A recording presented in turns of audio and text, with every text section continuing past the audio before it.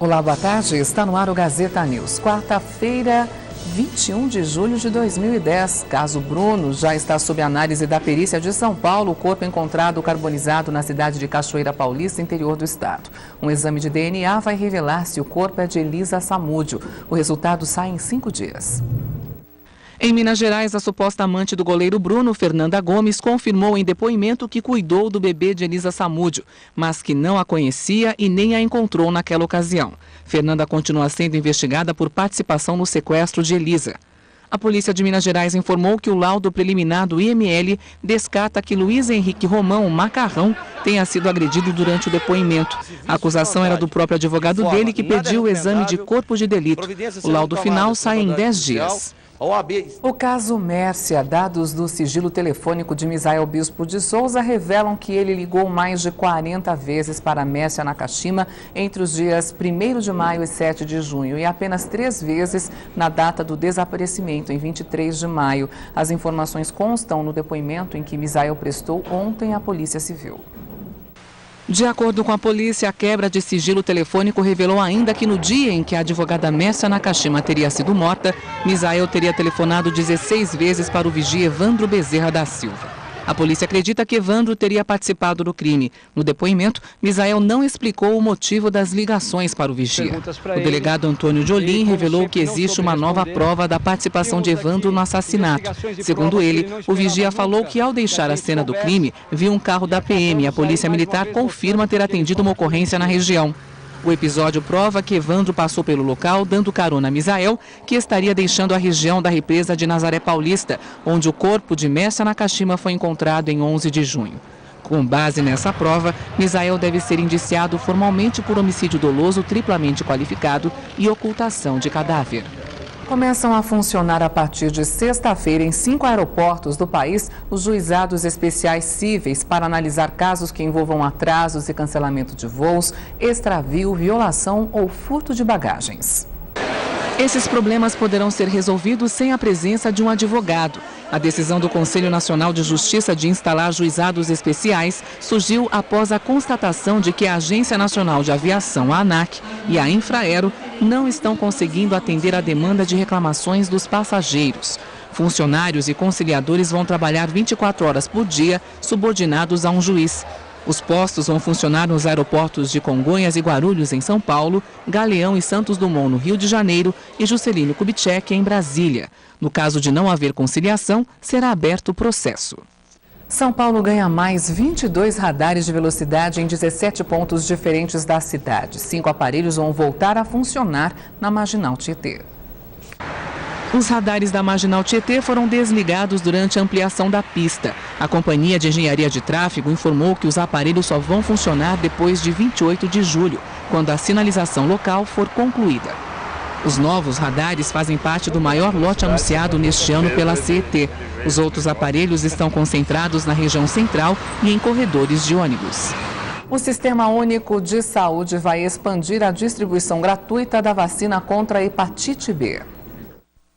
A nova lista inclui gestantes após o 3º mês de gravidez, manicures, pedicures, mulheres homossexuais, travestis, portadores de doenças sexualmente transmissíveis e do sangue e populações de assentamentos e acampamentos. A vacina contra a hepatite B pode ser tomada em qualquer posto de saúde. São 60 mil em todo o país. Para atender a nova demanda, 18 milhões de doses foram compradas do Instituto Butantan, além das 15 milhões usadas todos os anos. A hepatite B pode ser transmitida pelo sangue, durante relação sexual ou pelo uso de objetos como alicates de unha. A doença pode levar a lesões e até câncer de fígado.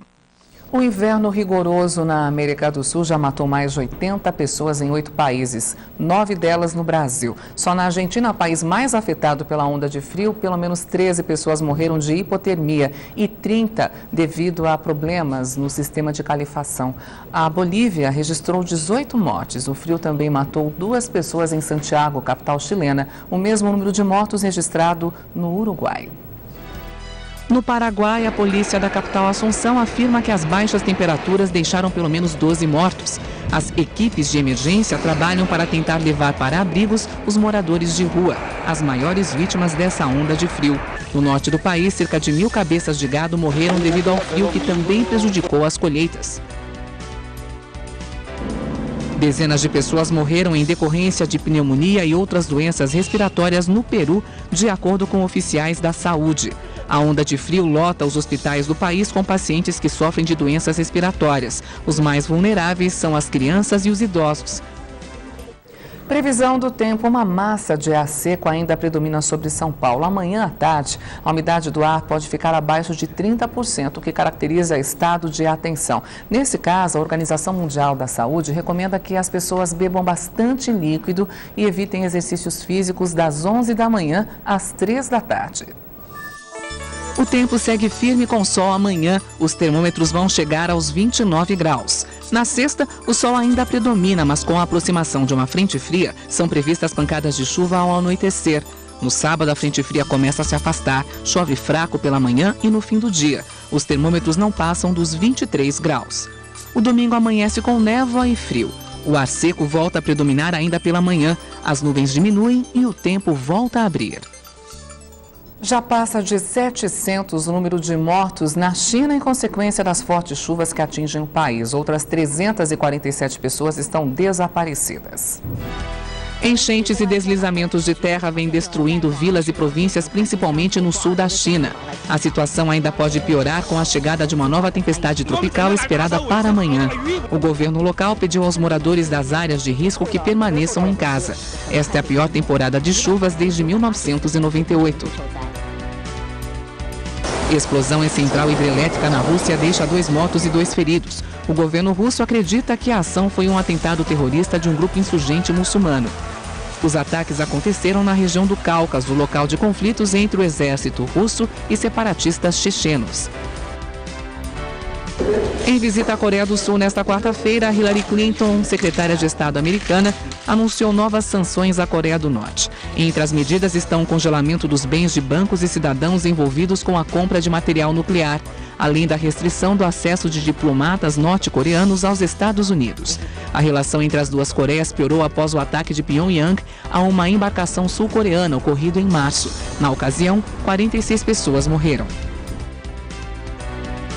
O presidente norte-americano Barack Obama sancionou hoje a Lei de Reforma do Sistema Financeiro.